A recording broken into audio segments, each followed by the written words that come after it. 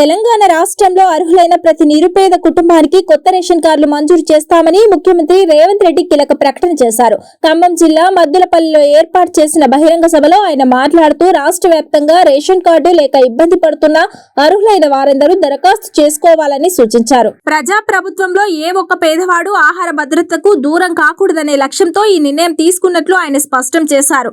గత కొన్నేళ్లుగా రాష్ట్రంలో కొత్త రేషన్ కార్డుల జారీ ప్రక్రియ నిలిచిపోవడంతో అనేక కుటుంబాలు ఇబ్బందులు ఎదుర్కొన్నారు. దీనిని దృష్టిలో ఉంచుకొని కాంగ్రెస్ ప్రభుత్వం వచ్చిన తర్వాత ఎంతో మందికి కొత్తగా రేషన్ కార్డులను మంజూరు చేసింది.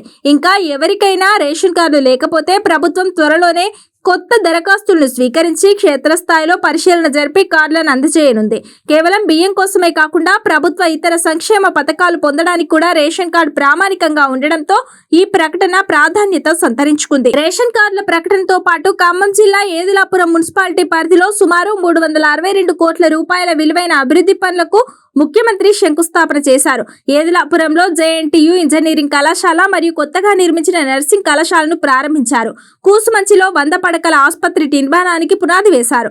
మద్దులపల్లిలో నూతన మార్కెట్ యార్డును జాతికి అంకితం చేశారు. మున్నేరు నుండి పాలేరు వరకు లింక్ కెనాల్ పనులకు శ్రీకారం చుట్టారు. ఈ కార్యక్రమంలో ఉప ముఖ్యమంత్రి బట్టి విక్రమార్క, మంత్రులు తుమ్మల నాగేశ్వరరావు, పొంగులేటి శ్రీనివాసరెడ్డి పాల్గొన్నారు. నర్సింగ్ విద్యార్థులతో మాట్లాడిన సీఎం వారికి విదేశీ ఉపాధి అవకాశాల కోసం జపనీస్, జర్మన్ భాషల్లో శిక్షణ ఇస్తామని హామీ ఇచ్చారు.